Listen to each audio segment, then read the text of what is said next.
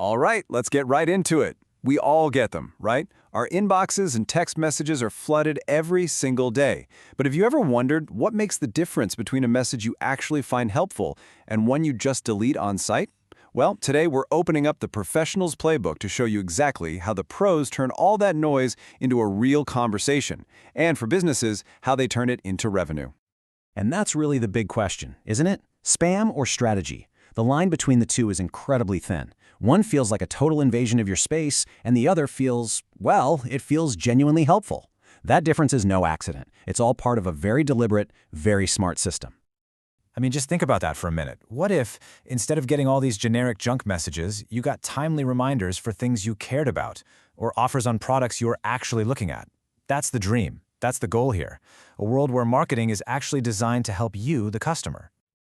To show you how it's done, we've gone through the actual manuals and strategic plans that the top marketing teams use. So this isn't just some theory. This is the real, proven framework for making communication work, keeping it legal, and most importantly, doing it at a massive scale.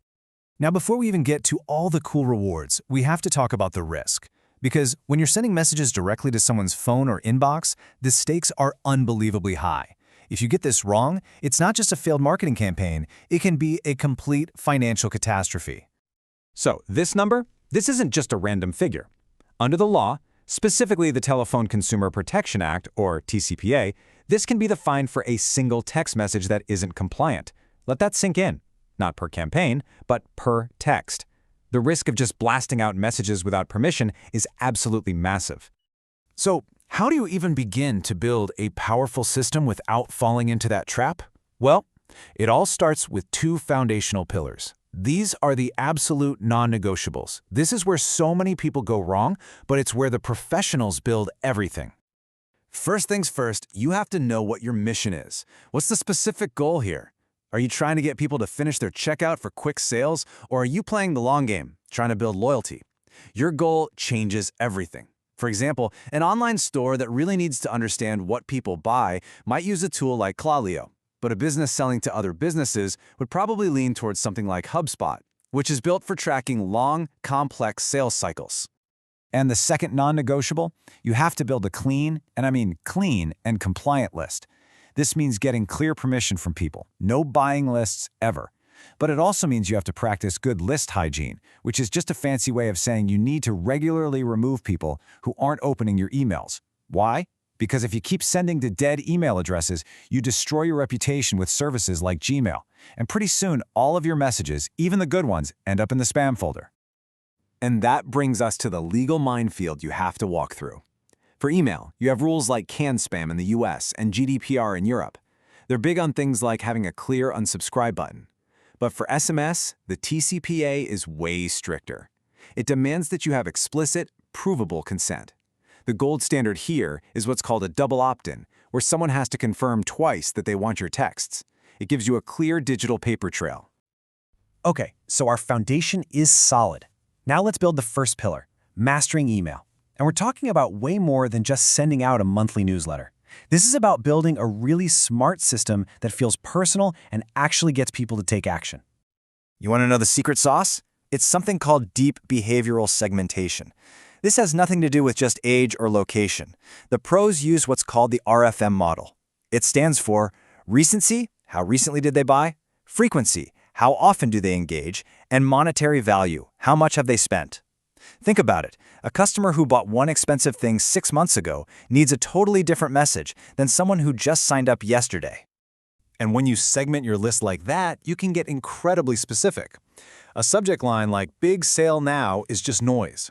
But seeing 50% off your favorite winter coats pop up in your inbox, especially if you were just browsing coats a few days ago, that feels like they're actually paying attention. It's relevant, it's personal, and it's way more likely to get that click.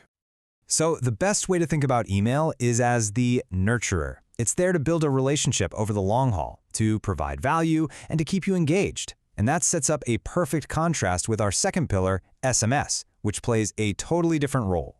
SMS is the closer. SMS. It's kind of the wild child of marketing. It's immediate, it's powerful, and the open rates are insane. We're talking people seeing your message within minutes.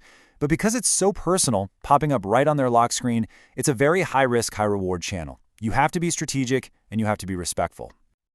The goals for SMS need to be urgent and high value. We're talking about a flash sale that's ending in 2 hours, or a fraud alert on your bank account, or an important update about a package that's about to be delivered.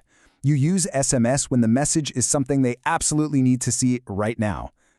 And because it is so personal, timing is everything. The professional playbooks are crystal clear on this. You do not send marketing texts early in the morning or late at night, period. There are no exceptions. Waking someone up with a 20% off coupon is the fastest way to get them to unsubscribe, or even worse, file a complaint. So we have our two pillars, email and SMS. Now for the really cool part. How do we get them to work together in a smart way? This is where we build a system that actually learns from its own data and gets better over time. Okay, let's take a look at a super common problem. Imagine you send out an email campaign. You check the stats, and the open rate is fantastic. You're celebrating, right? But then you look a little closer, and almost nobody is actually clicking the link inside the email.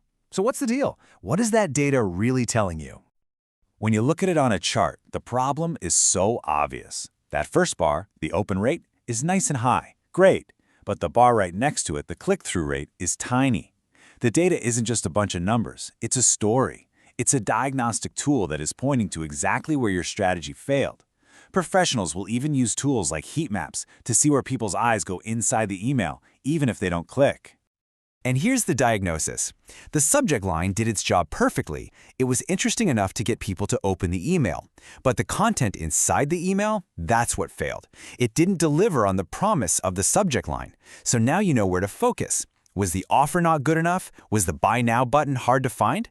A learning system lets you test a new button against a better discount to see which one actually works. That's how it learns. This whole process of testing, learning, and optimizing leads us to the final, most advanced part of the playbook.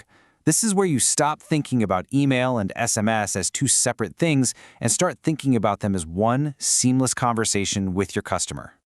Here's a perfect example, the classic abandoned cart flow. So, step 1, a customer puts something in their cart but doesn't check out. An hour later, an automated email reminder goes out. Simple enough. But if after 24 hours they still haven't opened that email, the system can automatically trigger step 2, a short, friendly text message reminder. If they click from the text but still don't buy, maybe a final email goes out 2 days later with a small discount. See how they work together? And that, right there, is the core of a true omni-channel strategy. It's not about just blasting people on every channel you have. It's about creating one intelligent, flowing conversation where each channel picks up where the last one left off, adapting in real time to what the customer does or doesn't do. And as this kind of technology gets even smarter, the big question for the future is this. With this incredibly deep understanding of our behavior, every click, every browse, every abandoned cart, how will companies build communication that doesn't just react to what we just did, but actually starts to anticipate our next move?